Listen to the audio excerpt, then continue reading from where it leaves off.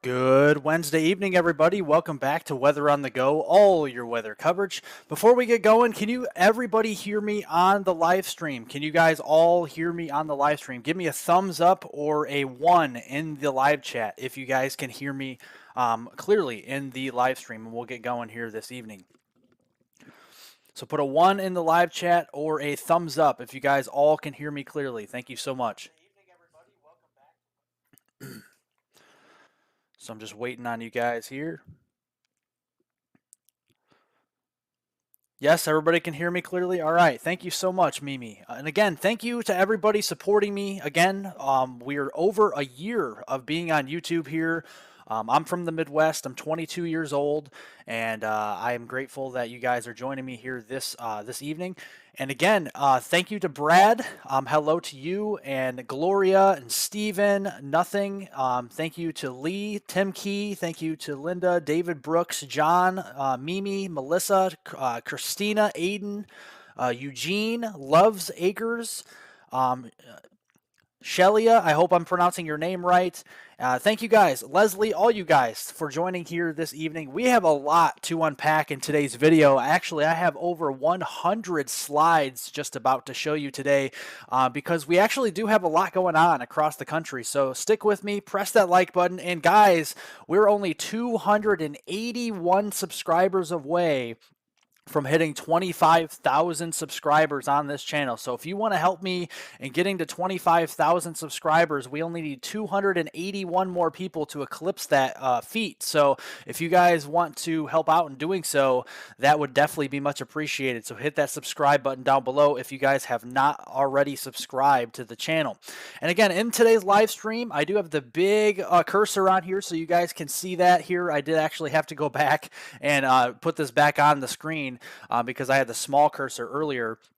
But here's what we're going over in today's live stream. First, we're going to go over the breakdown of the overall weather pattern. What does the weather pattern look like with temperatures, precipitation, and the whole 9 yards there? Then we'll be breaking down the Midwest snowstorm. We'll be going over the overall storm track, the timing of the system, and the amounts of rain and snow with it as well here and more. And then we'll be looking at the breakdown of the atmospheric river as well across the West Coast, and especially California. We'll give you the latest on rain and snow amounts across much of the West Coast, including the Pacific Northwest and the Desert Southwest. And then we have interesting next week. Will there be a nor'easter next week? My latest thoughts on that here as well.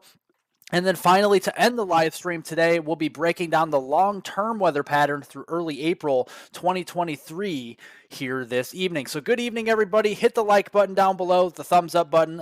Hit the subscribe button, guys. Like I said, we're 281 more subscribers away from hitting 25,000, and also the notification bell because I do daily weather forecast updates each and every morning at 9 a.m. And you guys get that here. So without further ado, let's get into it here. We have a fairly substantial jet stream across the United States going through the day today. This is the 250 millibar upper level jet streak, and that is cutting right through the middle of the country here as we go through this evening. And what this is doing is actually pulling down some of the colder air from Canada and especially spilling it across the Pacific Northwest, the northern plains, and the upper Midwest here. But to the south of this jet streak, we actually have warmer, more spring-like temperatures, and that is being found largely across portions of Texas, Oklahoma, Arkansas, Louisiana, much of the Central Gulf Coast states here, including Mississippi, Alabama, Georgia, and of course Florida down here. Can't forget that. You know, Florida is always warm this time of year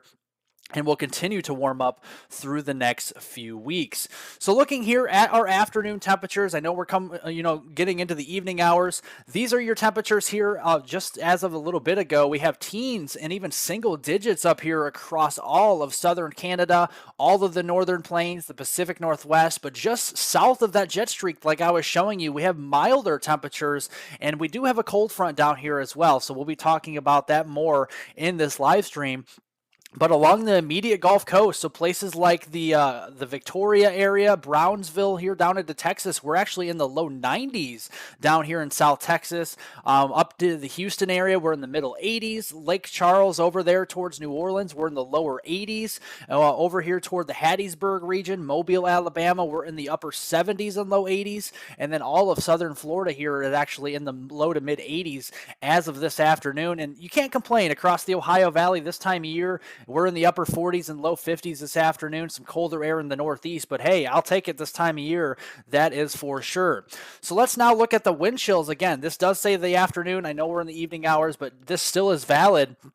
We do have below zero wind chills up here in towards southern Canada. This includes southern portions of Alberta, Saskatchewan, Manitoba, and even some colder temperatures and wind chills over here into Ontario, Canada as well. Some of that is actually spilling southward into the Dakotas here, Nebraska, and portions of the Pacific Northwest states here. So Montana, Wyoming, it is very cold with those wind chills up here. And as we zoom in, looking at the wind chills this evening or late this afternoon here, depending on if you're on the West Coast or not, it looks like it's very cold up here in the Pacific Northwest. We're seeing those teens above zero, but also some single digit below zero wind chills, especially up into northern and eastern portions there of Montana. So it is certainly very cold here this evening, and even some of those higher elevations into portions of western Wyoming, eastern Idaho here are still below zero, even as you go up in elevation. So that is something to watch out for. So if you do have to go out and do any errands this evening, if you have any work tonight to go out to, definitely bundle up here, wear plenty of layers because it is very cold still. Probably not the coldest temperatures or wind chills you've ever felt, but definitely is going to be a little bit to a bite to the air as you go outside. Moving farther east now across the northern plains, we still have those single digits above or below zero with the wind chills out here, with more of those below zero wind chills, below zero here in the single digits across North Dakota here.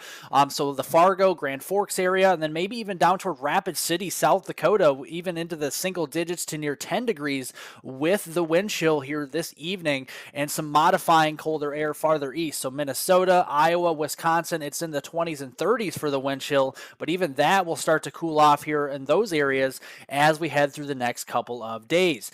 So now we look to the south, because I did mention that cold front that was moving across the deep south here. We do have that 24-hour temperature change, and look at this, guys. The panhandle of Texas into West Texas down toward the Midland, Lubbock area, we're a good 25 to 35 degrees change in our temperatures from just 24 hours ago at this time, and that actually extends farther east across much of the southeast and the central Gulf Coast states here. So that is something to note as well. Even, the Tupelo, Mississippi area closing in on 30-degree temperature change as of just 24 hours ago to now. So definitely a big change. And the reason why we see that here, as we look at the surface analysis map this afternoon and evening, you have that cold front that is actually slowly diving down to the south here across East Texas, Central Texas, and much of Louisiana, Mississippi, and Alabama here. And this is actually providing for a focus for thunderstorm activity this afternoon. And that will actually provide the focus for more showers and storms over the next couple of days, with at least a marginal threat for severe weather, more heavy rain. So that is something to keep an eye on across those areas. But looking at the temperatures just south of this front, ahead of the cold front, we see temperatures, like I said, from Houston, Victoria, Texas, down in towards the Brownsville, Texas area here, into the 80s, low 90s, and that stretches over into central, southern Louisiana, southern Mississippi here. But behind the cold front, yes, it is a much colder here. Again, about 35 degrees colder in some areas into West Texas and the panhandle of Texas from just 24 hours ago. And you do see that the temperatures this afternoon are down into the upper 40s, if not low 50s out here. So the Amarillo area, down into Lubbock, Midland, Texas, and that stretches east toward the DFW Metroplex, Oklahoma City, Tulsa, Little Rock. All these areas are much cooler than we were just 24 hours ago. And then we move farther east. So this cold front still is moving across Mississippi, Alabama, getting into Georgia here as well. Again, ahead of that front, we got temperatures in the 60s, 70s, and some 80s down here, especially across the immediate Gulf Coast. But behind that front, so places like Tupelo, Mississippi up here into the lower 50s, Memphis into the lower 50s, That front has been moving through the Birmingham, Tuscaloosa region as well. That will be continuing to move farther south, so that will be encompassing the Atlanta metro area. So areas there into North Georgia will start to see a cool down through this evening. So get ready for that as we head through the night tonight. But looking at your high temperatures now, going ahead through tomorrow. So this is Thursday, March 9th. Again, where we did show that jet streak moving right across the middle of the country, just to the north of there, it's going to be colder. We have the colder spill of air from Canada moving down. And again, it's March, so these warmer temperatures are not going to be, or these colder temperatures rather, are not going to be as significant as, say, we were back in December, January, or February. So we have the higher sun angle, but we still do have those 20s and teens up here for highs across the Dakotas, western Minnesota, getting into Montana and Wyoming here, and then some milder air across the Ohio Valley and portions of the Missouri Valley. But it's south of there, towards Texas, Louisiana, the central Gulf Coast states, especially near the coastline there of the Gulf of Mexico and to Florida. That's where we see the warmer temperatures then into tomorrow, into the 70s and especially the 80s, again from Brownsville, Texas to Corpus Christi, Victoria, up there towards Houston, Lake Charles, New Orleans, and maybe as far north there's the Shreveport area and Jackson, Mississippi there, with the 80s as we go into tomorrow. Then on Friday, much of the same. The cooler, more modified cold air is farther up to the north. Again, some upper 20s, low 30s, milder spring-like temperatures farther to the south. And again, copy and paste it again to Saturday, March 11th. As we enter the weekend, we're going to see a lot of these warmer temperatures sticking around across the south. But this time we're going to see a little bit more of return flow across Texas. So areas into central and even west Texas, places that are in the 50s with that cold front this afternoon, will recover back into the low and even middle 80s. A nice warm up for you guys. A spring preview as we head into Saturday, March 11th for places like Amarillo, Lubbock, Midland, getting in toward the Wichita Falls region, Vernon, Texas, and then over there toward Austin, San Antonio, the DFW Metroplex, just to name a few places. So that is something to watch out for as we head through the day on Saturday.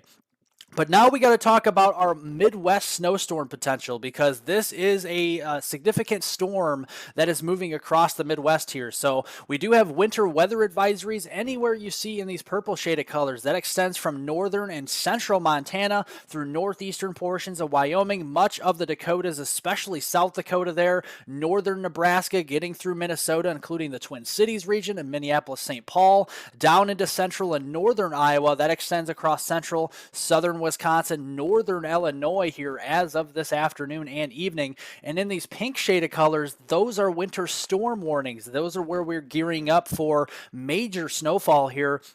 This is across western, southwestern Wisconsin there, from La Crosse down to Prairie du Chien, Dubuque, Iowa, back to Waterloo there, and then just to the north and east of Des Moines, Iowa. As we head through the evening this evening, we do have those winter storm warnings, and then a few counties up here into western portions of Minnesota and northeastern South Dakota that do have the chance for significant snow, with a couple winter storm warnings there as we head through the rest of this week. So what does this mean? Why do we have these weather alerts farther to the north? Well, we have the energy source back here across the Pacific Northwest this evening, and that is going to be kicking off to the east as we head towards the northern plains, upper Midwest. You can see a little bit more of the energy.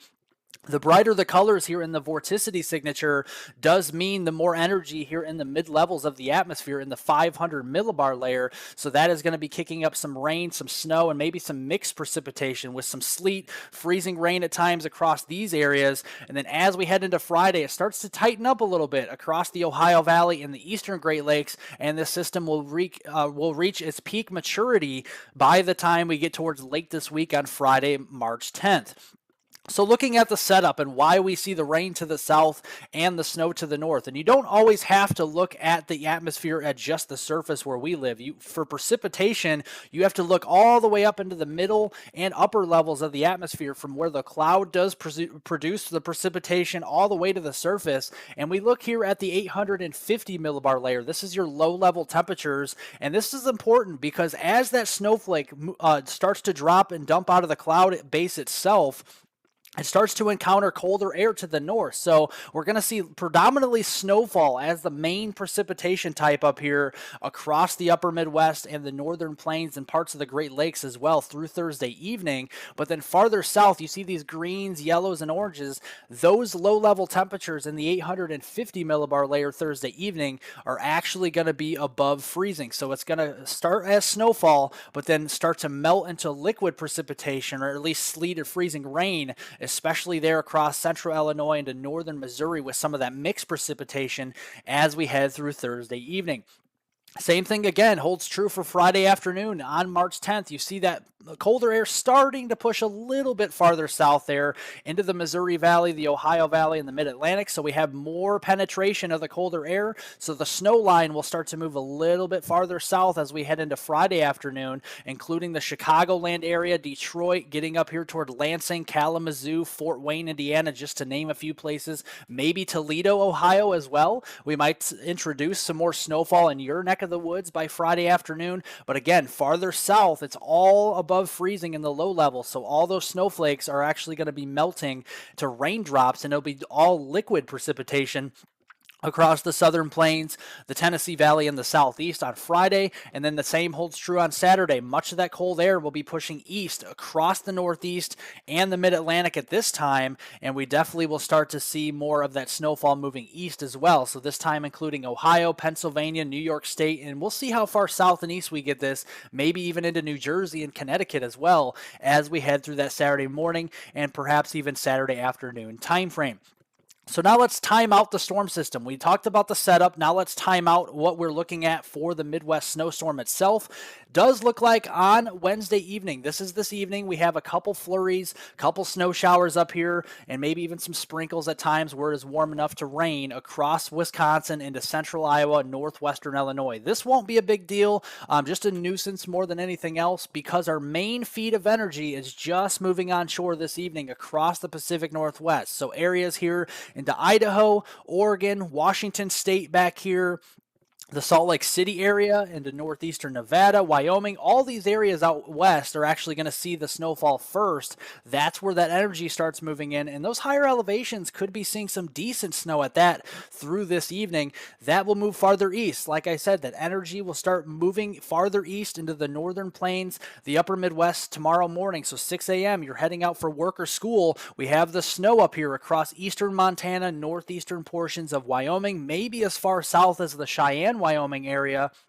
This will also encompass Rapid City, getting down into northern portions of Nebraska, including the panhandle of Nebraska, and maybe some mixed rain and snow showers in toward the Omaha region and Des Moines, Iowa by Thursday morning. And then it's all rain farther south, and perhaps maybe some marginally strong to severe thunderstorms we'll talk about here in just a few minutes as well. And then farther to the east, again, we'll have more of that rain in the Ohio Valley here from Louisville all the way back into the Evansville region, Carbondale, those areas, the Music City down here into Nashville, all rainfall. But farther to the north, where that colder air penetrates farther south, we'll see more of a mix of rain and snow, and all snow across central Iowa, southern Minnesota here into the eastern Dakotas, eastern Nebraska. And again, by 3 o'clock tomorrow afternoon, probably a mix of rain and snow across southwestern Wisconsin here from Prairie du Chien up there through the La Crosse area, and maybe over there toward the Eau Claire region as well into northern Wisconsin. But by Thursday evening, we'll have that dynamic cooling start to take place with this system. So we're going to start to see the atmosphere cool from the top down, and that's where we're going to start to see more of those moderate to even locally heavy snowfall rates. I was just looking earlier on the dendritic growth zone with the snowfall. That's where the snowfall forms, or what we call the DGZ. That is actually pretty saturated and actually pretty deep with that here as we go through Thursday evening. So that is going to produce a lot of snowfall up here, not only for Wisconsin, but portions of Iowa, southeastern Minnesota, portions there of northern Indiana, southwestern lower Michigan, and including the Chicago, Milwaukee regions, Rockford, Illinois, Madison, Baraboo, back here into Prairie du Chien. Definitely seeing those higher snowfall rates, perhaps over 1 inch per hour And again, this will be wet snowfall as well. So it's going to be the heavy wet snow. Temperatures are going to be marginal out here. We're going to see temperatures in the upper 20s, low 30s. So the liquid to snow ratios are probably going to be on the order of about 6-to-1 to about maybe as high as 12-to-1 at most. So again, it's going to be more of that wet and slushy type of snow, the snow that's very tough to shovel. So definitely take it easy out there if you do have to shovel. But this all continues eastward on Friday morning. It's going to be a slow mover. So this will cross over Lake Michigan into eastern Wisconsin there and eventually into lower Michigan. This will start to encompass more of Kalamazoo, up there in towards the Lansing area, portions of Detroit, getting into Grand Rapids. Those are the areas we'll start to introduce more of those moderate snow bands by that Friday morning commute. So this is 6 a.m. heading off to work or school again on Friday. We're going to start to see more of that snowfall in those areas. And then and we may have a little bit of a tricky type of weather system setting up here for northern Ohio. It does look like snow on the map here, but I have a little bit of concern that won't be snow. I think that'll be more of a sleet and rain mix across northwestern portions of Ohio up there toward Toledo and northern portions of Ohio, especially up there toward Lake Erie. And again, same holds true for northeastern Indiana. I have a little bit trouble of thinking that this will be all snow. I think some sleet, maybe some freezing drizzle, but even some regular old rain showers probably will be mixing in here across these areas as we head through Friday morning. Then Friday evening, this all kicks out across portions of Toronto, over here into western, southern New York State, northern portions of Pennsylvania. So just especially northeast of Pittsburgh, we'll start to see more of that heavier snow start to kick in by Friday evening. And then that will continue through Saturday. So that's the timing of the system. Now let's look at our amounts. This is what we can expect. Again, this will be a heavy wet snow all around, not only for the Midwest, the Northern Plains, or the Great Lakes, but also the Mid-Atlantic and parts of the Northeast. This will all be a wet snow for you guys. So definitely take it easy shoveling, snow blowing, plowing, anything like that, because this will be tough to move around, especially if you get a few inches worth of snow. So looking at the total snowfall accumulations up here now through Saturday, this is through Saturday afternoon, or it's actually Saturday morning at on the March 11th, you do see a nice swath up here of at least several inches of snow, and there'll be some narrow zones up here into the Midwest and Great Lakes that actually see more than a few inches of snow here. So taking you through region by region, the total snowfall accumulation for the northern plains, it does look like a good 2 to 4 inches of snow is likely across portions of eastern Montana, northeastern Wyoming, all of the Dakotas here, north central portions there of Nebraska, including the Lincoln area up there towards North Platte, over there in toward the Omaha region, Rapid City, those areas, Fargo, Bismarck, all you guys will see the 2 to 4 inches worth of snow. And this starts to get a little bit higher with the snowfall accumulations as this pushes farther east across southern Minnesota here, northern portions of Iowa, and getting into eventually western Wisconsin. A little bit more of an enhanced area of snow bands up here, where we could see for a time 1/2 inch to 1 inch worth of snowfall per hour. And some of these areas could locally see up to 5 inches worth of snow toward the Minneapolis-St. Paul region, especially down here towards Rochester, Minnesota, Des Moines, Iowa, Waterloo, Fort Dodge, all these areas into Iowa. We definitely could start to see more of those enhanced snow bands where locally up to 5 inches is definitely possible. And then moving across the Midwest, the Great Lakes here, so places like La Crosse down to Prairie du Chien here, Madison, Wisconsin, getting in towards Dubuque, Iowa. I think a good 3 to 6 inches is a good bet for you. Locally higher amounts. I know there's a winter storm warning here, so I think there could be locally up to 8 inches worth of snow, even though this map doesn't show it. So if you live in Madison, La Crosse, up here toward Prairie du Chien, or Dubuque, Iowa, locally up to 8 inches is definitely a possibility with those areas under the winter storm warning. We could see up to 8 inches. And then some heavier amounts, especially the Chicago area on north. So the northern suburbs of Chicago, the Highway 20 corridor, I-90 here. It's going to be a rough go of it with the heavier snowfall rates. Milwaukee, Racine, Kenosha, Wisconsin, all you guys up here will likely see over 6 inches of snow. A good 5 to 8 inches is a good bet, with locally up to 9 inches here potentially into far northeastern Illinois here. And then crossing over Lake Michigan into southern lower Michigan. So now we're talking about Lansing, Kalamazoo, Grand Rapids, and even Detroit here. A good 5 to 8 inches worth of snow is on the way for you guys. So get the shovels ready, get the snow blowers mowers ready and even the plows, because we're going to need them across those areas. But you do notice farther south, it's not going to take much of a wobble with this system to actually make a drastic change in your snowfall forecast. So what I mean by this is you see 6.4 inches up here near northern Illinois, near Rockford here up north near Highway 20. If this wobbles just 50 miles to the south here, which is still possible, then that will mean the difference between getting a half inch of snow and 6 inches worth of snow here, especially in towards portions of northern Illinois, northern Indiana, or even northwestern Ohio here. So we're towards the Toledo region. Again, right now, Toledo, Ohio, forecasting about 2 to 4 inches of snow. But again, not much of a wobble to the south, and you'll be getting in on those 5, 6, even 7-inch totals going through this weekend time frame. So that is something we'll definitely have to keep an eye on here as we move farther to the east. Now, we move farther to the east across the mid-Atlantic and the northeast as well.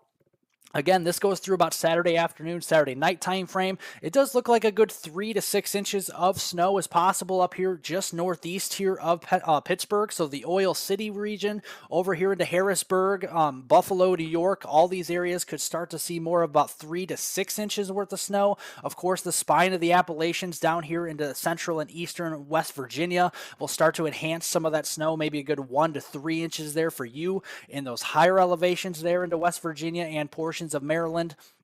And then maybe a good 1 to 2 inches over here into northern and central New Jersey, portions of Long Island. We may see a half inch to an inch of snow, including New York City. We may see an inch of snow, only an inch, I think, in New York City. But again, at least you see some snowfall going into this weekend, because I know New York City, we haven't had a lot of snow this year, so definitely something to monitor as we go through this weekend. And again, I know a lot of you guys are chatting with me on the live chat. I definitely appreciate that. I will get through this forecast, the entirety of it, and then we'll go over questions, comments, concerns. So bear with me, guys. I definitely will be going over, I'll have like a Q&A at the end of this live stream. So I'm going to have to go through all of the forecasts before I get to that.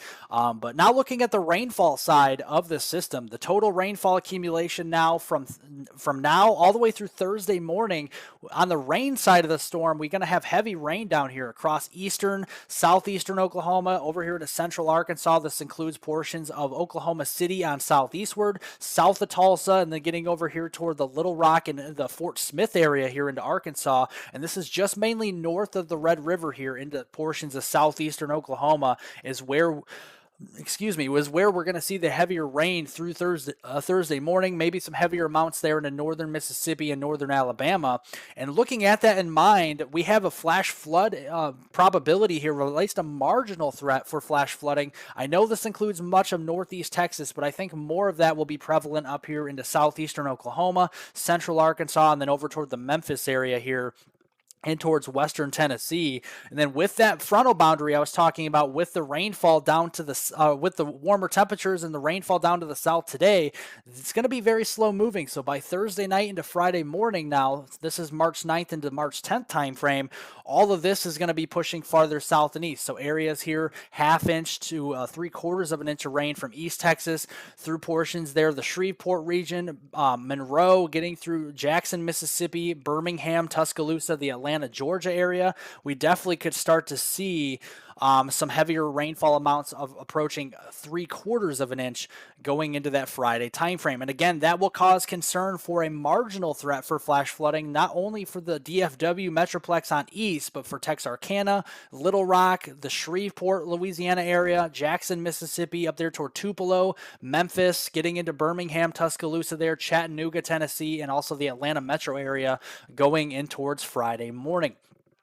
Now we have to talk about the threat for severe weather. Now, it's not going to be a major severe weather outbreak or tornado outbreak or anything like that like we saw last week, but we certainly could be seeing at least a few isolated strong to severe storms with some warnings on them down across portions of North Texas into southern Oklahoma, right near the Red River as we head into tonight here. This will likely be late this evening into the overnight hours, and they're mainly going to be hail producers. So we're not going to see any real damaging wind or tornado threat really with these storms much. These are mainly going to be hail producers up to around quarter, $half size, if anything, through late tonight. So we have a couple storms down here, again, across the central Gulf Coast states, maybe a couple showers near the Red River this evening. Again, this will start to spark more as we head after midnight. So the midnight time frame, getting into the early overnight here, and towards Thursday morning, we'll start to initiate some strong to severe storms down here across portions of southeastern Oklahoma into western Arkansas.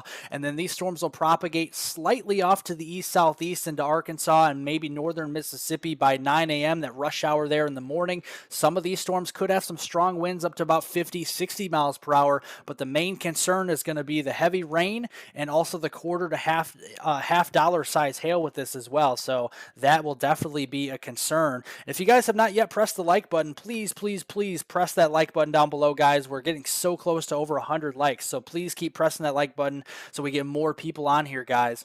But yeah, going into Thursday now, March 9th, we certainly do have another marginal risk. This is from DFW Metroplex over here to Shreveport, Little Rock, just south of Memphis. This includes portions of Tupelo, Mississippi, and then approaching Birmingham, Tuscaloosa there into western and northwestern Alabama. Again, mainly a hail threat, maybe a little bit more of an organized wind threat here. I wouldn't be surprised if the Storm Prediction Center does upgrade parts of these areas to a slight risk, which is a level 205, but I think mainly a supercell mode and then more of a linear structure as we head into the overnight hours. Again, mainly an unfavorable time of day for widespread severe weather down here. So this will be again across Arkansas and northeastern Texas. That'll spread southeast and then turn into more of a heavy rain threat through Friday morning commute there. So if you are commuting from Birmingham, Tuscaloosa, Atlanta, back toward Jackson, Mississippi, the Monroe, Louisiana area, back here towards Shreveport, the Houston area, might be a rough go of it by Friday morning with some heavy rain and some off and on severe weather at times, especially with those hail producers going in towards Friday morning.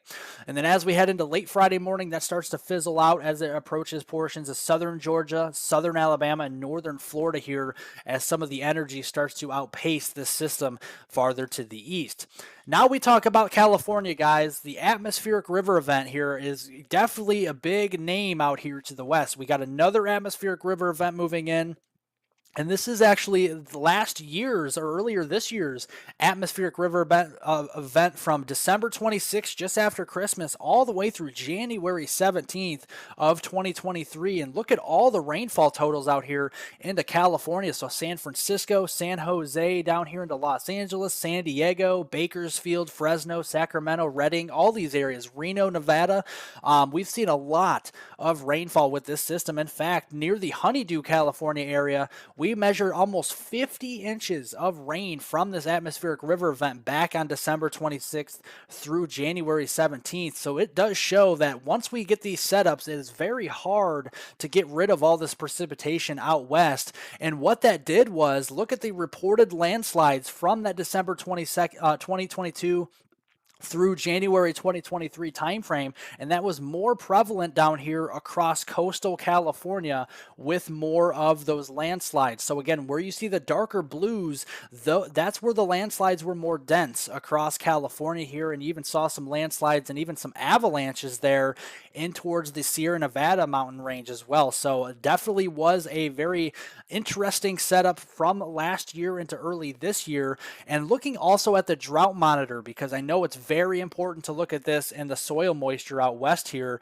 It does look like before this system did move through, this was December 20th of 2022. You see all the reds here and even the maroon reds in central and northern California. That was actually an extreme to exceptional drought. That was the worst category of drought that you could have.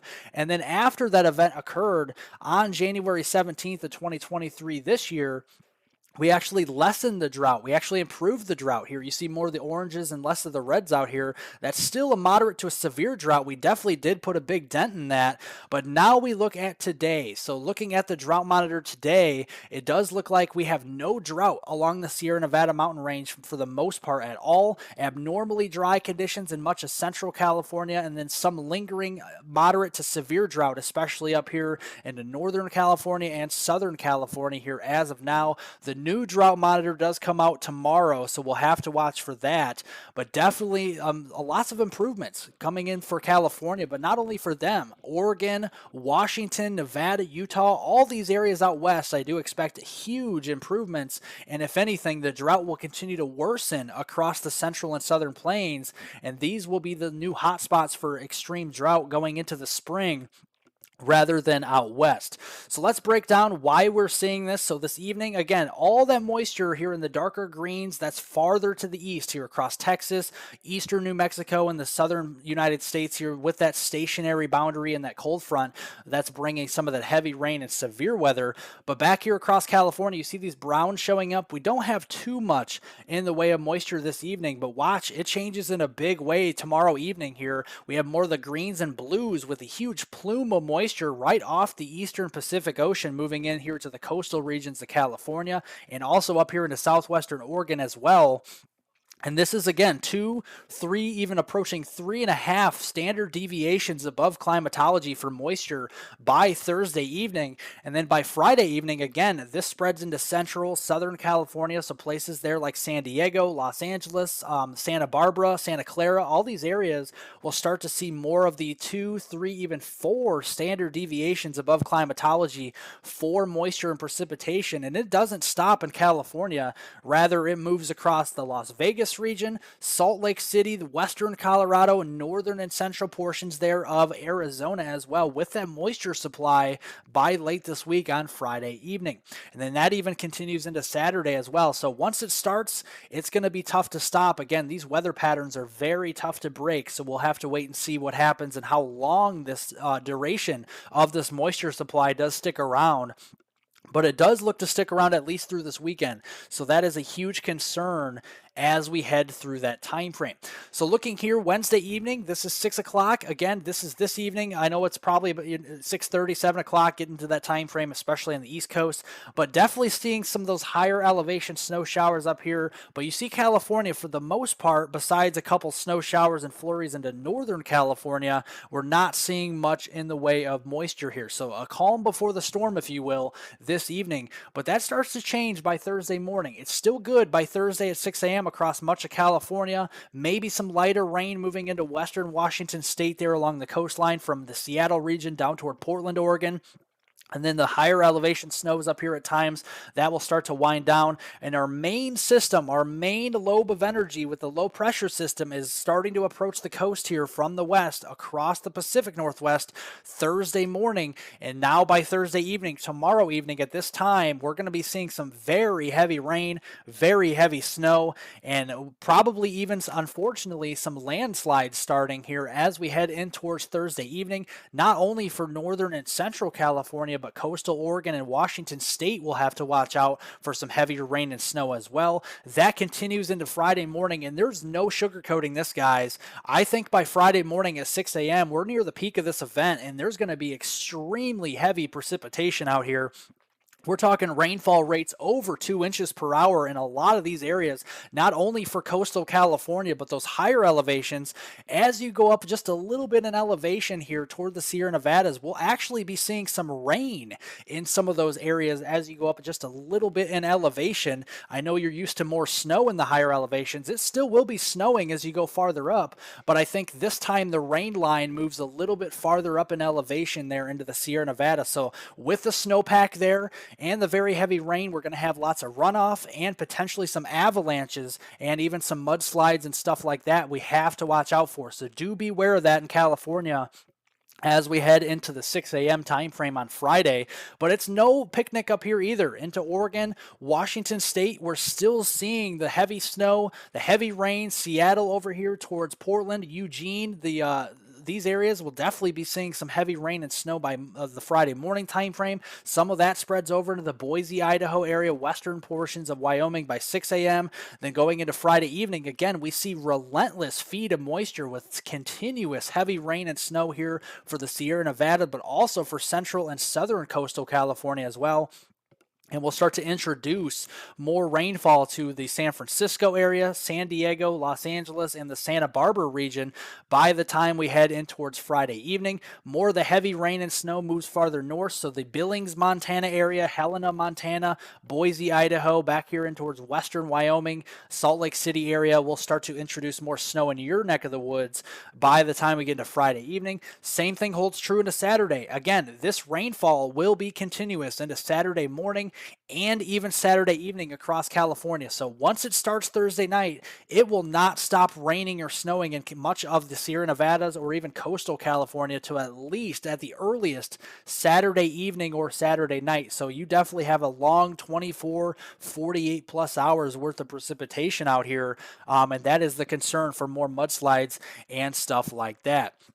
So let's look at the precipitation here. This is the total rainfall accumulation across the Pacific Northwest through Sunday, March 12th. And you definitely see, especially the coastal regions from Seattle down toward Portland, the Eugene area, and especially in the northern and northwestern California, we're definitely seeing 1 to 3 plus inches of rain here. But even in areas eastward, again, a couple more inches of rain and snow is definitely possible there. And especially looking at the snowfall here, the ski resorts across the northern Rockies and the Intermountain West will be loving the snowfall out here through this weekend.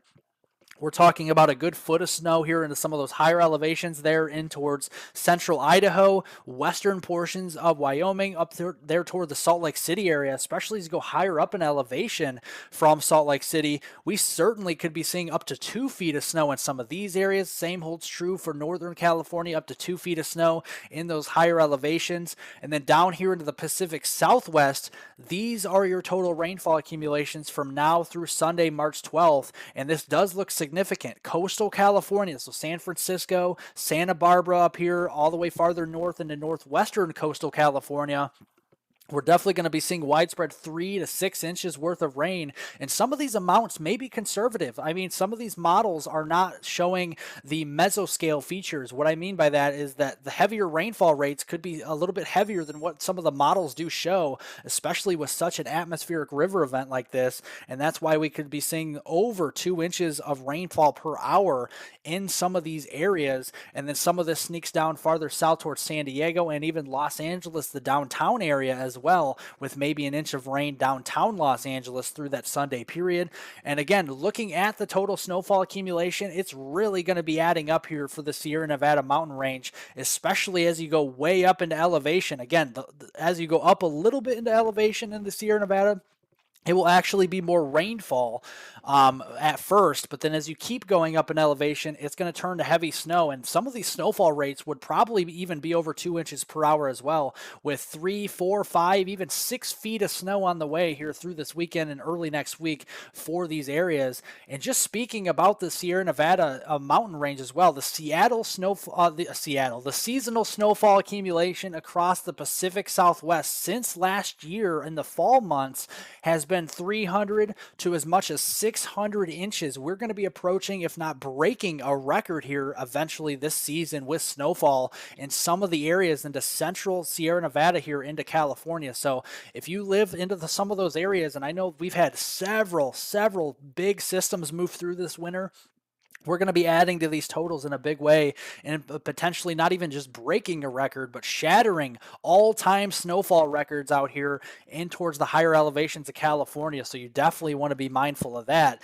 But with the snow melt and the rainfall combined, we have a pretty serious situation on our hands going into late this week and this weekend. So starting on Thursday, March 9th into Friday, March 10th, we have that slight to moderate risk for flash flooding. And again, a moderate risk is not very common. This is pretty uncommon. And again, I do think this could be upgraded to a high risk here for flash flooding in parts of central California if we do see more trends for higher precipitation amounts going into late this week. But still, though, a moderate risk is still very serious. So you do want to take this seriously from San Francisco on up here towards Sacramento.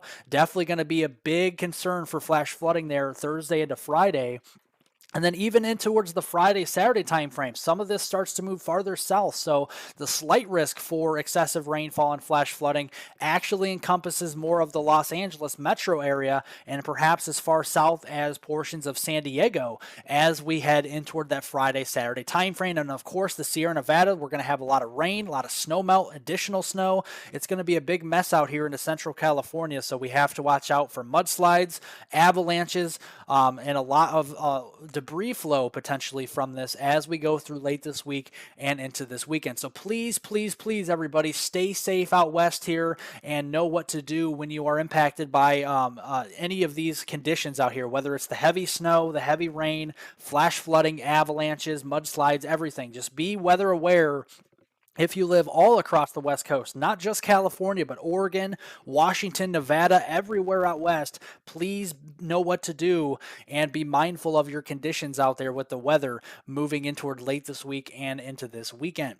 But now we talk about something interesting here. And I know a lot of people are wondering if we're going to see a northeast snowstorm, otherwise known as a nor'easter. And we're going to start to talk about that now. So we have a system moving down here early next week. And this is a part of a system that is kind of going to break off from the Pacific Northwest, move up and over a ridge here in the middle of the country, and then start to dive southeast again across the Midwest, the Great Lakes, and also the Ohio Valley.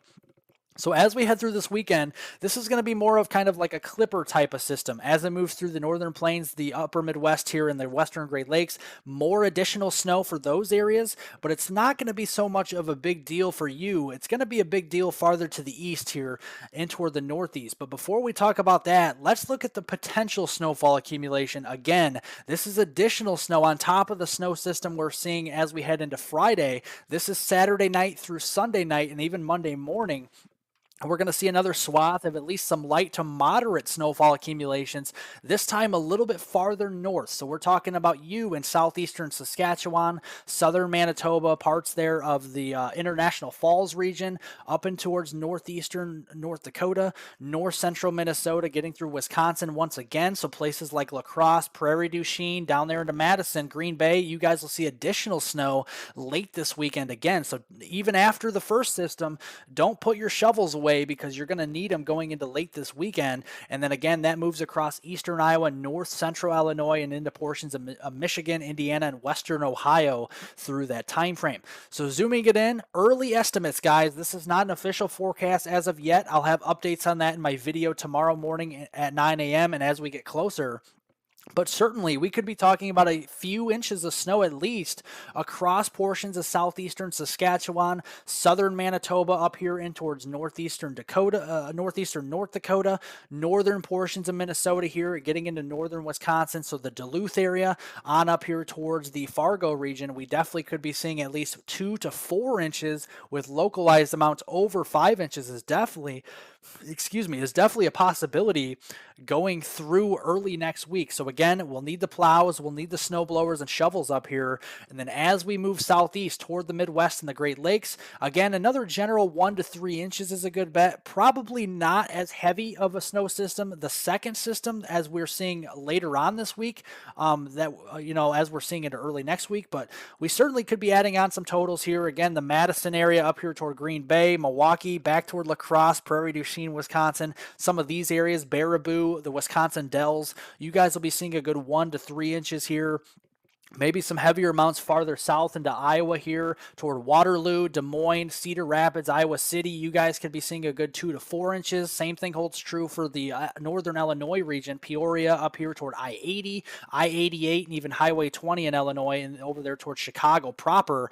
We could be seeing a good 2 to 4 inches of snow with this system going through that time frame. And this starts to taper off a little bit as it moves through Indiana. So it looks like a good ½ inch to an inch in Indianapolis, maybe into Fort Wayne, South Bend, Gary, Indiana, maybe a good inch, ½ inch for you, maybe a dusting to a ½ inch across much of Michigan and western Ohio. We're talking about you in Columbus, Cincinnati, up here towards Toledo, maybe just a dusting to a ½ inch. Not that big of a deal of a snow system for you going through late this upcoming weekend.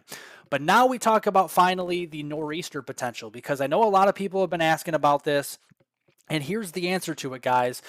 So we're looking right now at the 500 millibar height anomaly here going into early next week. This is on Tuesday, March 14th, and it starts that system that's moving across the Midwest, the Ohio Valley, will move southeast and then take a left-hand turn, potentially up the coastline, and really depends on where the positioning of the low pressure system is, off the coast or on the coast, will mean the difference between rain, a rain-snow mix, or a major nor'easter with heavy snow across the Northeast as we head through early to middle portion of next week. Right now, the European forecast model is showing it off the coast here near Cape Cod and farther southeast, and then that kicks out a little bit farther to the east on Wednesday, but you notice it doesn't move very quickly. So the European model is putting a very heavy deformation snow band out here across much of the Northeast, including the I-95 corridor, even getting into that Tuesday night and Wednesday morning time frame on March 14th into March 15th. So looking at some of the models and comparing them, again, we still have lots of uncertainties we have to comb through here with the overall track of the system, the timing of the system, and as well as the amounts possible with rain or snow with this system. And it all has to do with the track. So let's look first at the European forecast model. This is centered around Tuesday, March 14th, rather Tuesday evening. So this is around 6 o'clock Tuesday evening, and the European forecast model goes all out on a nor'easter here for the Northeast. So if you want some very heavy snow, you want to cheer on the European forecast model. And actually, the European model has been performing fairly well this whole season. So again, there is some hope for a big snow system there if you want to root on the European forecast model.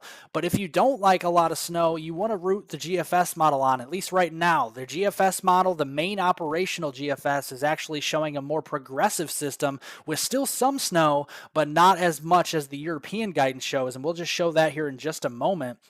But looking here at the ensembles now, it takes some of the errors from the operational guidance and puts it into an ensemble. And looking at the European ensemble, otherwise known as the EPS, it does look fairly similar here to the main operational European model here. So that does look to, produce some heavy snow again on the ensembles, and even the GEFS, the GFS's ensemble, looks pretty bullish as well, and actually pretty similar to the EPS. So I do wonder if the GFS in the next couple of days, in the next 24 to 48 hours, will actually start to trend more snowy for the Northeast than it shows right now. So if you're sitting at home looking at the weather models right now and saying, well, the European forecast model must be right, the GFS model must be right, well, you couldn't be further from the truth. There's still a lot of uncertainties, so we definitely have to comb through these in the next few days. And I will be sure to update you on my videos for this at 9 a.m. every morning,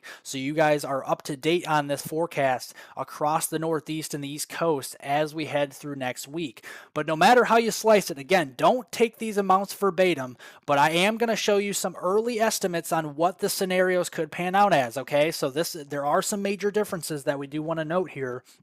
But you do see the European forecast model, or the ECMWF, is actually showing an all-out nor'easter, not only for much of interior New England, but also finally for the Boston area, Hartford, Connecticut, and yes, Long Island and New York City, possibly over a foot of snow. Now that is with the European guidance.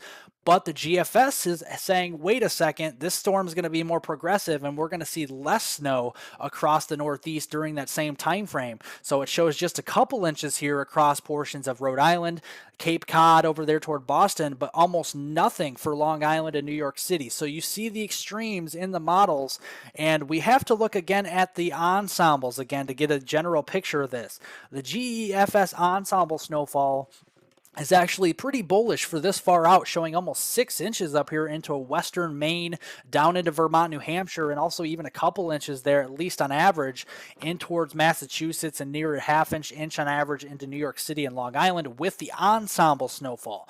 So what this means is that the GEFS is trending a little bit closer to the European guidance. So what I'm saying with this system is I'm going to throw out the GFS. The GFS, in my opinion, is an outlier. The European and the EPS, and to some extent the GEFS ensemble, is starting to become a little bit more trustworthy with this system. So right now, my latest thoughts, the European forecast model has my trust at this time, and the GFS model is my outlier for this storm. So, but we still have to watch out over the next few runs to see what the European model does show, because it does look like the potential storm track with the system. This is centered around Monday, March 13th through that Wednesday, March 15th timeframe. And if it hangs around the Northeast long enough, we could even extend that into Thursday, March 16th. And you can see as this low pressure system develops here, it's going to push to the southeast across the Ohio Valley and make that left-hand turn. But where it makes that left-hand turn is very, very important. Okay, so if it makes a left-hand turn here across the mid-Atlantic and moves offshore far enough here, we definitely could have some very heavy snowfall across the Northeast, including the I-95 corridor there from Boston to New York City and even down into New Jersey. But if it moves farther to the north and takes that left-hand turn closer to the coastline, it's going to be more rainfall. Again, the same old story we've been seeing across the I-95 corridor all season, if that track holds true. So from Boston to New York City, with that track, we'd have more rainfall and more of the heavy snow inland, again, for the same areas that I've seen snow into upstate New York, Vermont, New Hampshire, and Maine all season. So there definitely has some differences in this, and we'll be tracking that. Again, watch my videos every morning, 9 a.m. I will be providing you with updates as we get closer to this event. So let's look at the scenarios and what could pan out. I tried my best with putting a map out for you guys by looking at the models and showing you what we could see. This is in the blue here, that's the heavy snow, and the lime green or the lighter green, that's heavy rain. So with scenario 1, this is favoring the European forecast model, and this is actually probably the most likely solution. I do think we'll have heavy snow across much of the Northeast. Probably about 90% of us up here are going to see heavy snow, and this does include New York City, Boston, and toward Hartford, Connecticut, and even northern and central New Jersey as well, with the heavier rain farther south here towards Virginia, southern portions of Delaware, Maryland, and even southern portions of New Jersey. But with scenario 2, if the GFS model's right and it moves farther, it's more progressive and takes that left-hand turn quicker, then we're going to have more of the snow across interior New England here and farther away from the coast. So that means more of the I-95 corridor would be more in that rain or rain-snow mix zone. That would include Boston, Hartford, Connecticut, much of New Jersey now, Long Island, including New York City in that scenario. So what I'm leaning toward right now, again, this could change, so definitely stick with me with updates every morning when I put my videos out at 9 a.m. Again, another reason to subscribe, guys. I do think the most likely scenario at this point, looking at the models, is that we have an all-out snowstorm out here somewhere across the Northeast, and I think most of us probably will see snow at least at some point next week, including the I-95 corridor with that rain farther south. So that's what I currently think. I'm leaning toward the European model, and the GFS model, in my opinion, is an outlier. So that is definitely what we are looking at currently. But regardless of what we see, it's going to be cold and it's going to be wintry across the United States with the temperatures, not only out west, but also the eastern 2/3 of the country here through the middle of the month, getting into the third week in March now. We're going through March 18th, and again, below or above average temperatures down here into West Texas, New Mexico, and the eastern Four Corners region, and it does look active. Again, we have all that heavy rain and precipitation with the heavy snow even out here into California, much above average precipitation with flooding rains, very heavy snow, avalanches, stuff like that across California and the west, going through that third week in March.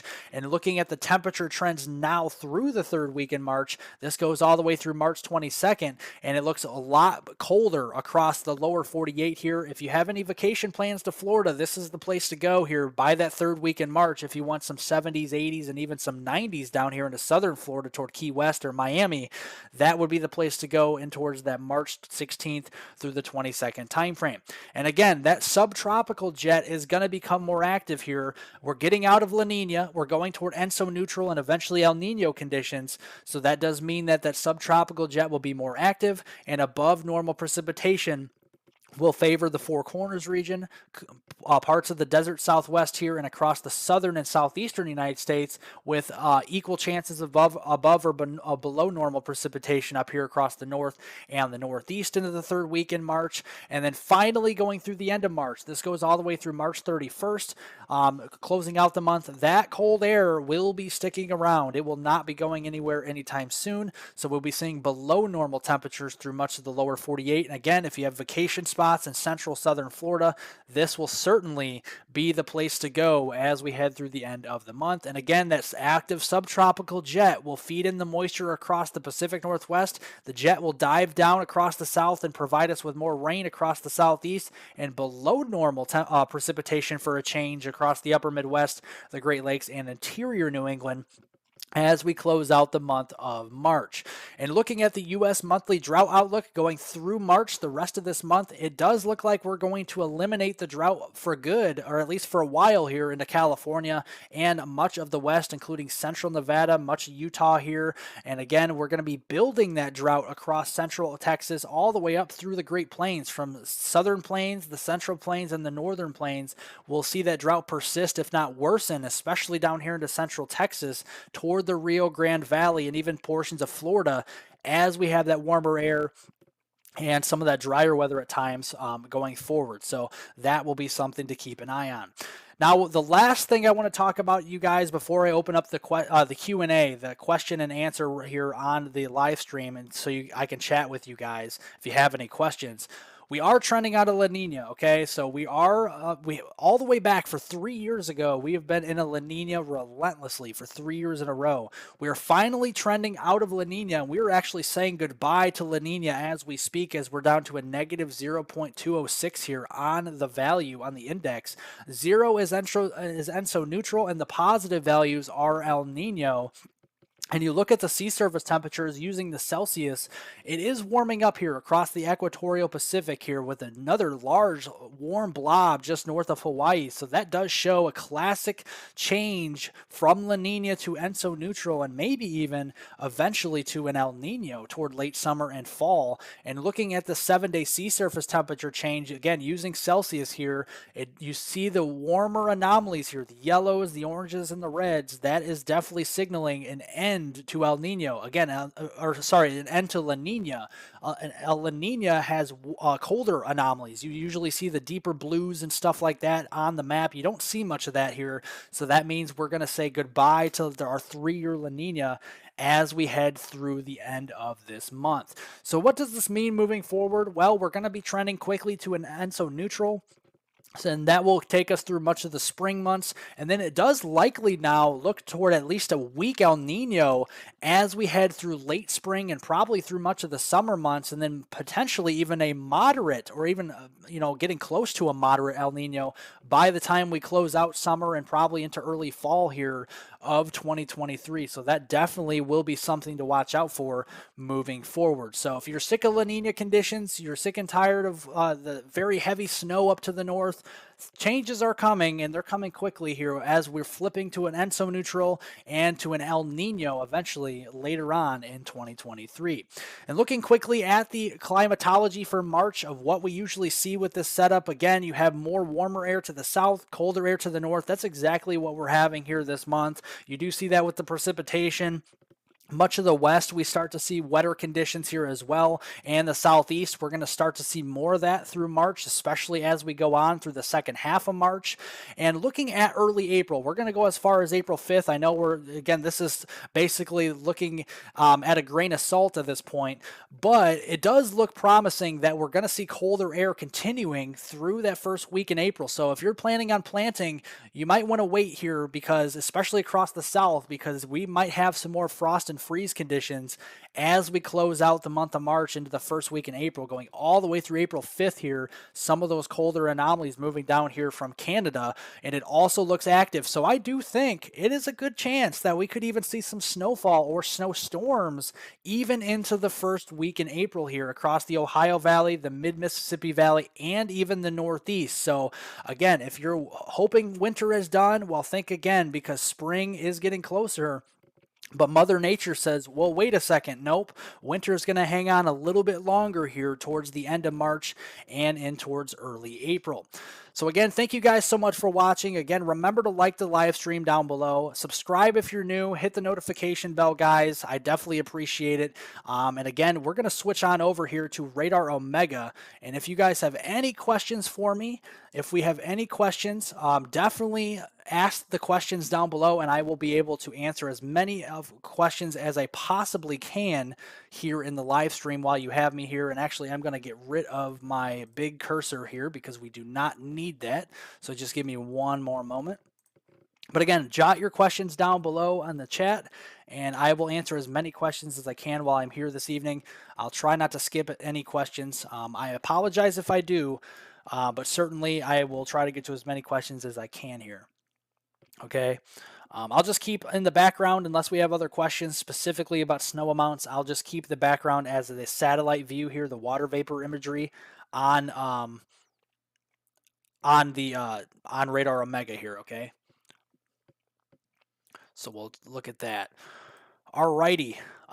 Let's see. Any questions? Looks like Erie's going to get snow, whichever track it takes. Yes, it looks like Erie will probably get some snow, especially a good bet into next week. So thank you, Stephen Hibbs, for joining. Definitely appreciate it. Thank you so much. You don't have any questions for me, Stephen? Jack says, what happened to the warm high pressure ridge? Well, with us transitioning out of La Nina and more to an ENSO neutral, that actually starts to chip away at that ridge across the southeast. So we have more of an active subtropical jet, which means the jet stream is actually moving farther south. It's taking more of a southerly track. So with a southerly track in the jet stream, it's going to actually get rid of most of that ridge and actually push it farther south toward either the immediate Gulf Coast or southern Florida. So that's why I say if you have vacation plans, go to Florida because it's much warmer there. Let's see if I have any questions above here. Thanks for leaving the 8 inches of snowfall for Detroit out of your forecast. 8 inches of snow. I said Detroit could see 6 to 8 inches of snow getting through this weekend. If you're watching the live stream, I mentioned that. Michelle, geez, the Atlantic is finally going to wake up. She's been sleeping all winter. Tomorrow, 50 degrees in New York tri-state. Yeah, definitely. Going to be definitely pretty mild up there. That is for sure. Yeah, right now, the GFS is currently an outlier. Yes, so that is what I currently see here.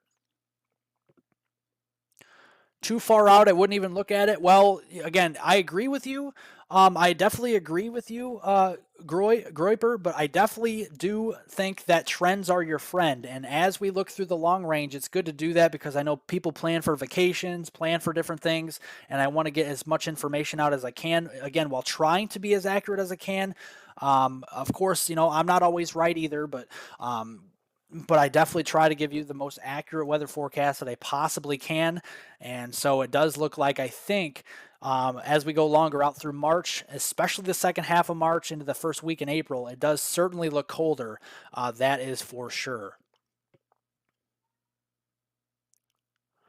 Steven says this is going to make or break our winter for the Philly to Trenton area. Yeah, I think there's a decent chance for a major winter storm there for the Northeast. Again, if you live in Boston, Hartford, Connecticut, the Rhode Island regions there, Cape Cod, down into Long Island, New York, this is your chance. This is your weather pattern if you do like very heavy snow or nor'easters. That definitely is a possibility. Phil says the National Weather Service hesitates to headline possible heavy snow Monday, Tuesday along the I-95 corridor, even as the Euro GFS move to bridge together, which means it gets a little bit closer in solution. Is this because of trends? Your thoughts on a nor'easter for... I think right now the reason why they hesitate is because, like I showed you earlier on, the European model shows really heavy snow, and the GFS is showing more of a progressive system and less snow. But as the models try to come together, and I think with looking at the GEFS, some of the ensemble guidance, I do really think that towards, say, early next week, I think by Sunday we'll have a really good bet on how much snow we can see, if any, across the Northeast, and what the track will really be, the timing, the impacts, all that stuff. So if you're looking for that, we'll know more by Saturday, Sunday this weekend. And again, stick with my videos every morning at 9 a.m. I'll have updates for you guys. Definitely have a lot of updates for you. So I definitely appreciate it. Let's see here. Major nor'easter New York City next week. Yes, I think there's a possibility of that. Certainly, I think New York City could see definitely some really heavy snow. Ausane says, "Wow, 31 inches. It's possible, but again don't look at the snowfall amounts that I showed you on the models. It's just to show you the difference in what the models are showing. That's all I was trying to do. It's not showing. I'm not trying to show you that you're going to get 2 to 3 feet and just get a huge blockbuster snow event. I just wanted to show you the differences in the models and how there's a lot of uncertainty yet. So we'll be coming through the uncertainty and the certainties over the next couple of days and try to get you the most accurate weather forecast possible. Always remember, Peter says, always remember January 6, 1996, 31 inches, the perfect storm. Well, again, I'm not saying this is going to be a perfect storm, but certainly the chances of a nor'easter are going up. You have an active subtropical jet here moving up the east coast. You have the cold air from Canada moving down. A decent setup for snow.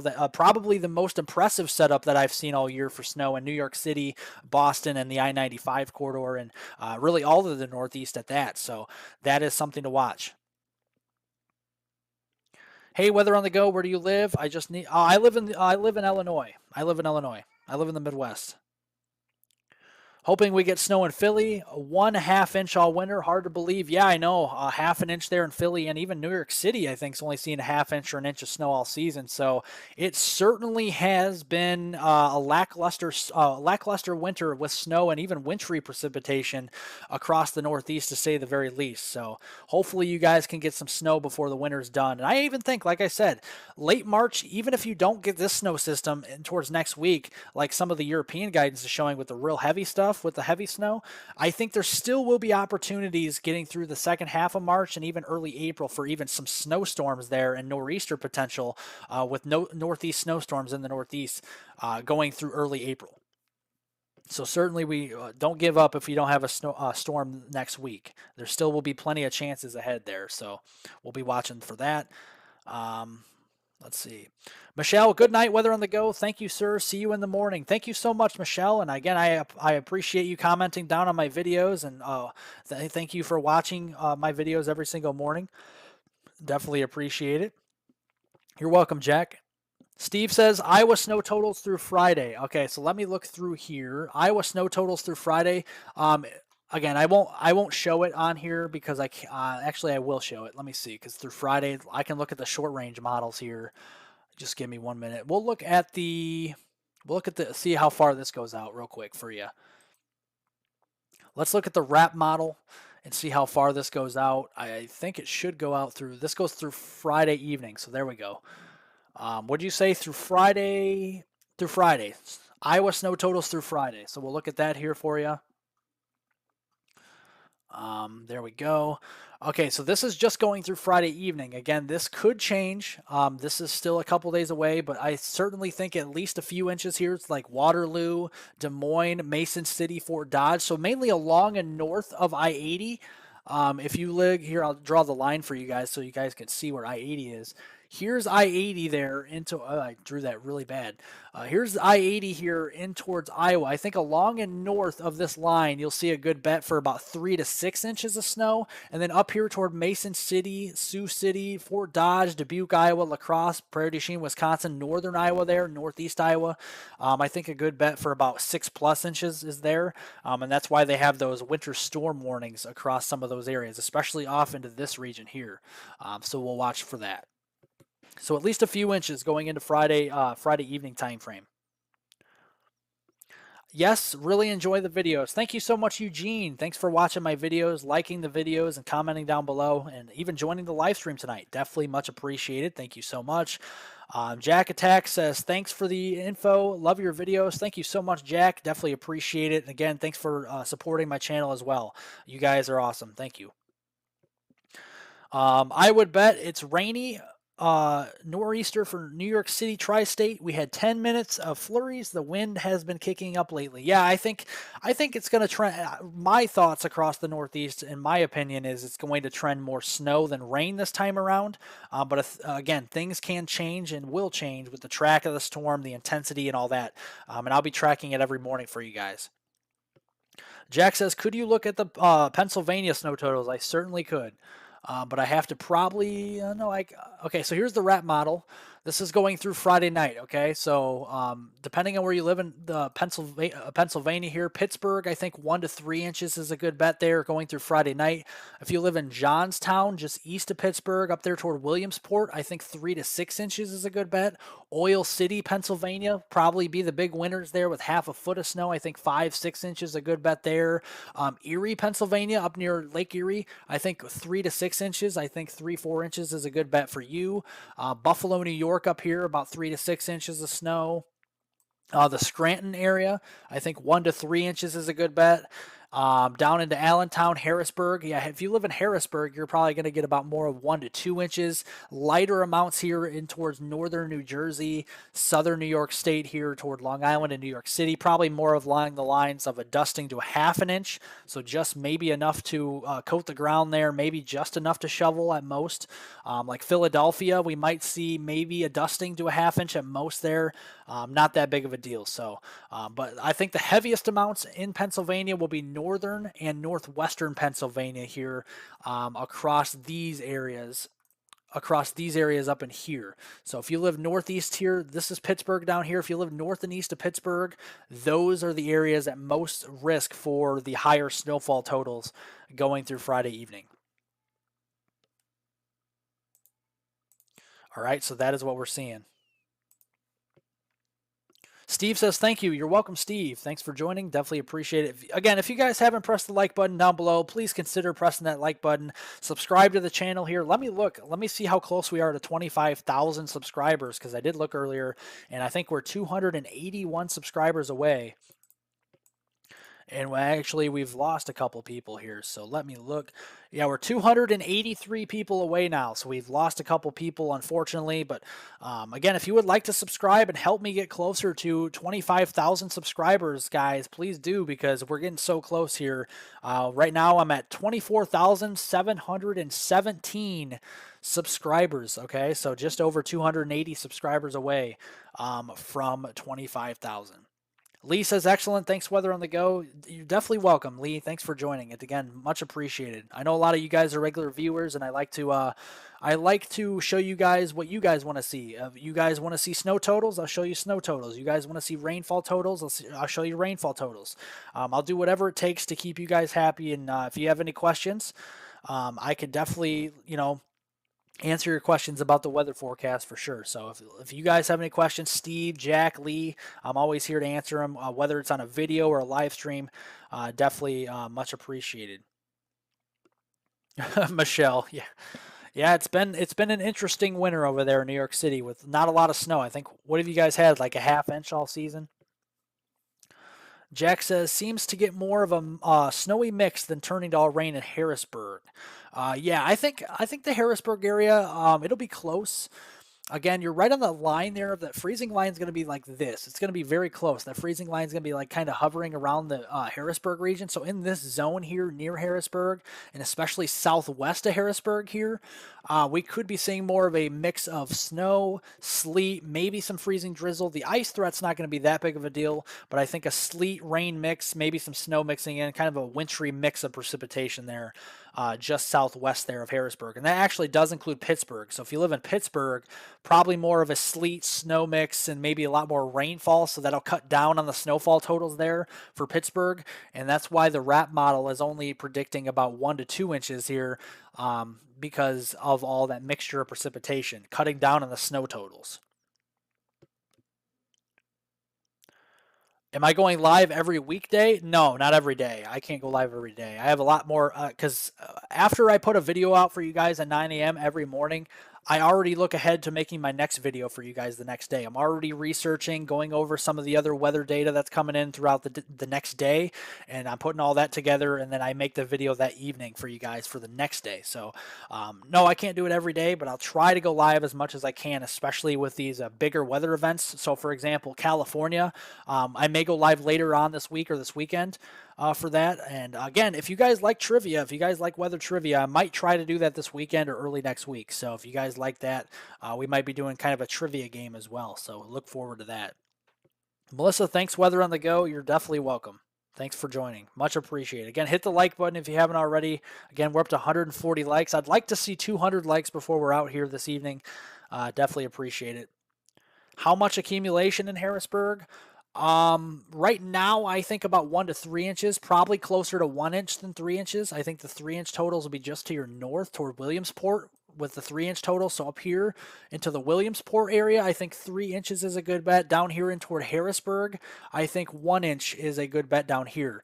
But again, if this wobbles a little bit farther to the south, then we could have some 3 inch totals farther to the south. But currently, Harrisburg about 1 to 3 inches. The lower end of that spectrum, I think 1 inch is a good bet. And again, if we have more sleet or rain than predicted in Harrisburg, then I think that will cut down on the snow totals, and we'll be talking about almost nothing. So if this wobbles even farther north too, then Harrisburg might see more of a dusting and less than an inch. So there's still some wiggle room here. We'll keep an eye on it as we go closer toward the event.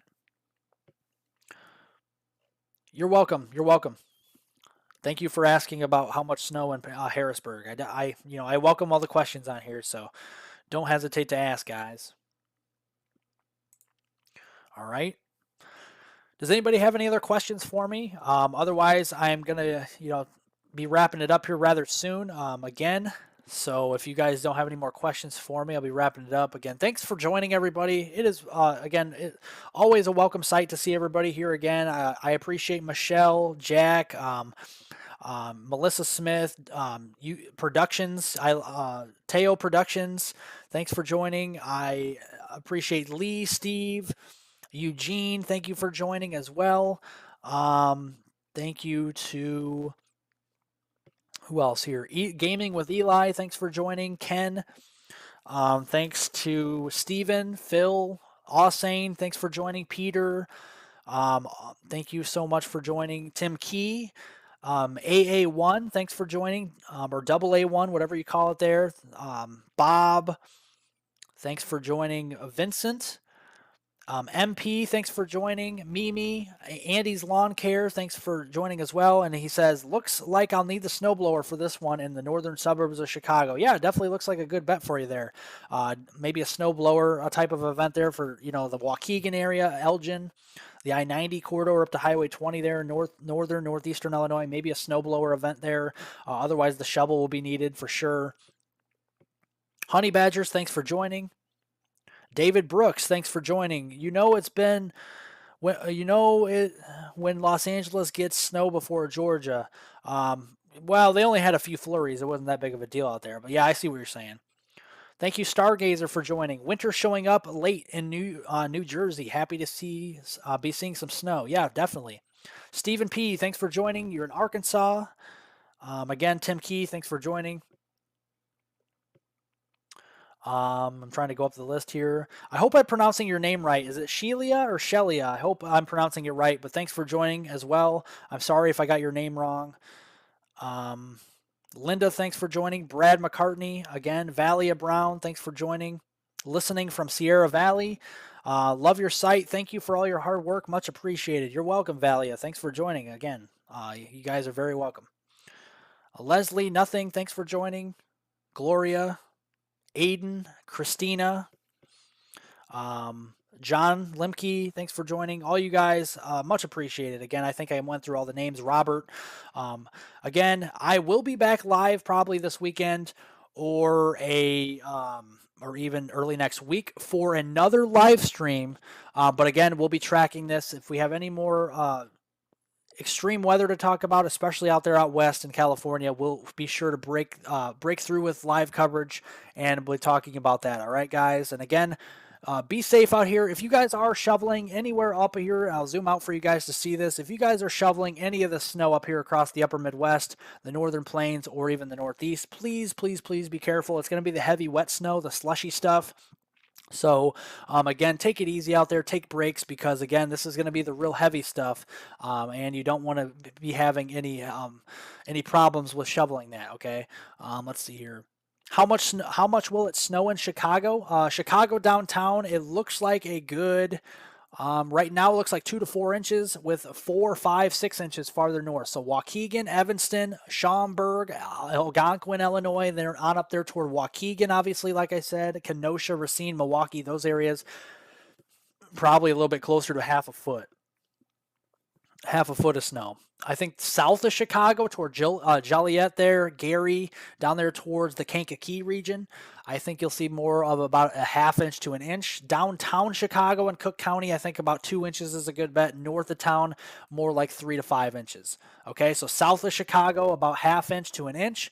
Downtown Chicago there, about 2 inches. And then north of town, about 3 to 5. That's a good bet. What about the severe weather in the south? It's not that big of a deal, just a marginal risk, and mainly just hail-producing storms. That'll be across the Red River here tonight. Overnight, maybe some hail-producing storms, ½ inch size hail, maybe some 60-mile-per-hour wind gusts. No tornadoes expected, and same holds true for tomorrow. Again, another marginal risk farther south along that front, and we're not really seeing much of a risk for tornadoes tomorrow. So again, just a lower-end threat for severe weather, mainly just hail producers, followed by some isolated 50, 60-mile-per-hour winds. Again, we could maybe see a brief isolated tornado. I'm not really thinking that's going to happen, but again, if it did happen, it'd probably be more of a weak tornado. The lapse rates and also the hodographs really are pretty straight down in that area. So usually with tornadoes, you want a curved hodograph, and you don't really see that across the south with that setup. Definitely, yes, more trivia. Yeah, okay, Melissa. Yeah, we'll hopefully do that this weekend or next week sometime. Good night, everyone. Honey Badgers, good night to you. Thanks for joining. Much appreciated. Hit the like if you haven't already. Subscribe if you're new. Yeah, hit that like button. Ragtie says, night. Thank you so much for joining. All right, guys, make sure to hit the like button on the way out. And again, subscribe if you're new. Again, we're so close to 25,000 subscribers. We are just about 200 to 280 subscribers away. So I think we're about 283 subscribers away from hitting 25,000. So I definitely appreciate it. Can I please switch to the GFS model? Well, the GFS model is pretty inaccurate over the next few days, I think. I was looking over all the models. The GFS is not helpful. So it's pretty much an outlier for a lot of the models lately. So I will not, unfortunately, be looking at that because I don't want to give false information. So, Christina, good night from Wyoming. I will check in again. Well, thank you so much, Christina, and definitely pretty soon. And again, thank you for joining. And again, I'll see you in the video tomorrow. All right. All right, everybody, thanks for joining. Again, if you have any more questions, you guys can definitely you can email me. My email is in the about page. You guys can go down there, and for business inquiries, including emails, you guys can do that as well. And again, thanks for joining this evening. And again, I hope everybody has a safe night. Again, please be safe out west and also across the upper Midwest shoveling over the next few days. And enjoy winter as it hangs on for at least the next few weeks as we're getting closer to spring equinox here on March 20th. All right, everybody. Have a great night, everybody. Stay safe.